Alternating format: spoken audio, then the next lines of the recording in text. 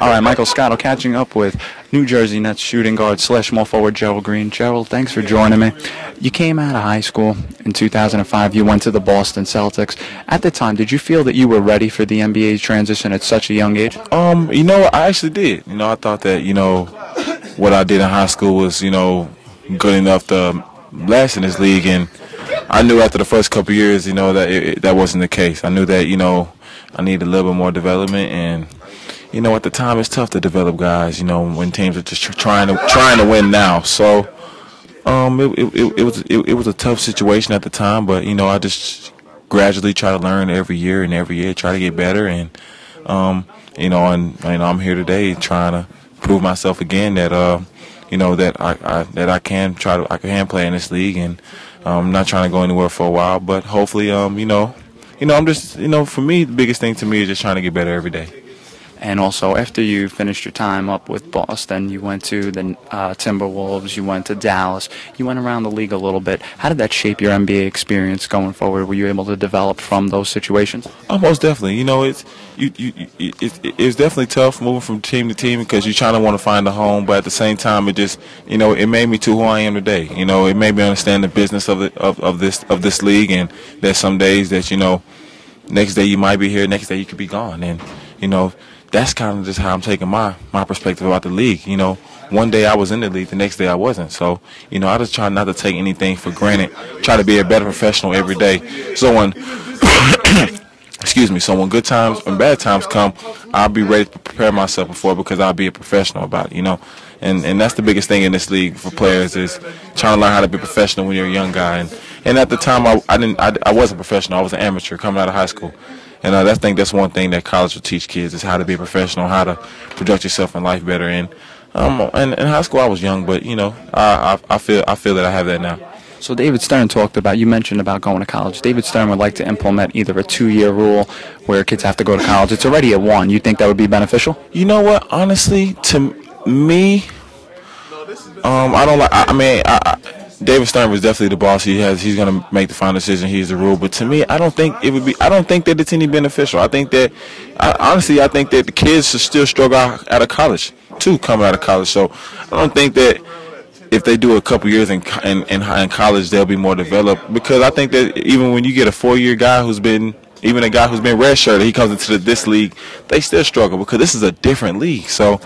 It just goes on how they want to do it, how they want to run this league, and however they decide. Obviously, the world is definitely going to buy into it. But in my opinion, I don't think it's a change. I think that definitely the 1 year is good because it gives it.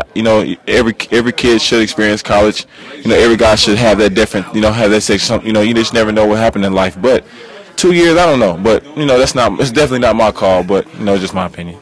What did you think was the biggest transition coming into the NBA as a young guy? How about the lifestyle and both, on and off the court? Oh, well, definitely the lifestyle is definitely instantly. As soon as David Stern calls your name, your life changes. So that's definitely a change. And just the fact that this it's talented in this league. You can go overseas and you might have a guy that's very not athletic or not strong or but they just know the game really well. In the league, man, it's just.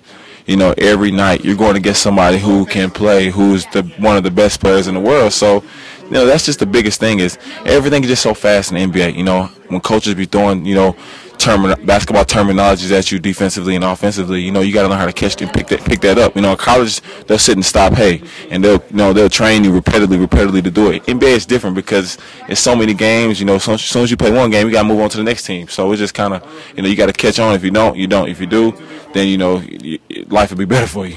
And you talked about going overseas. You went to China and Russia. How did those overseas experiences help you develop your game? It was good. Just being able to play and being able to really work on the things I need to work on defensively, and going out there and learning it's a different game out there. A lot of those guys play with their mind, and I learned a lot from a lot of those European guys, man. They just by watching them, and I learned a lot just how to the different. It's a different game, so. Just defensively, I learned from there the different rotations and how to be here and how to play physical. A couple little tricks, here and there. Being overseas for me, it got my confidence up, and honestly, it made me a lot hungrier too. Having been in the league and then getting out the league too. So just made me work harder to try to get back to where I am now. and then you came back to the league. You went to the D League first, and before getting called up by the Nets. What happened in the D League this time around that got you the call back, and also coming to the Nets? Just talk about having the opportunity to get a chance to play and really shine and get some quality minutes for this team. Oh, well, going to the D League, I have to give my credit to Eric Musselman, man. I think he's the reason why I'm here.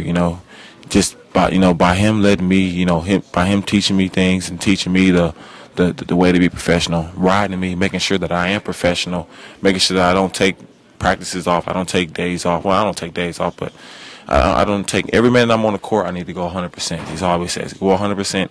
You need to stay focused 100%. And if you do that, he said, the sky's the limit for you. You can, you'll work your way back into the league. And just said, work hard, listen, and that's all I had to do. And he gave me an opportunity in the D League. I mean, it's guys in the D League that was an NBA player, did this and wasn't playing either.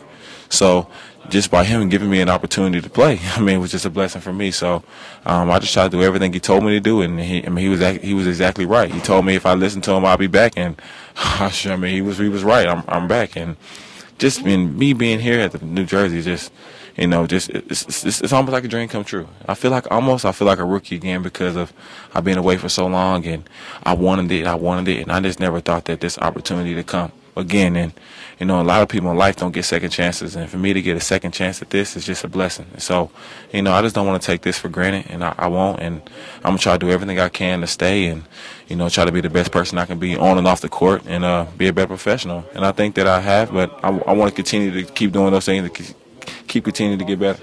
And you mentioned about having a second chance.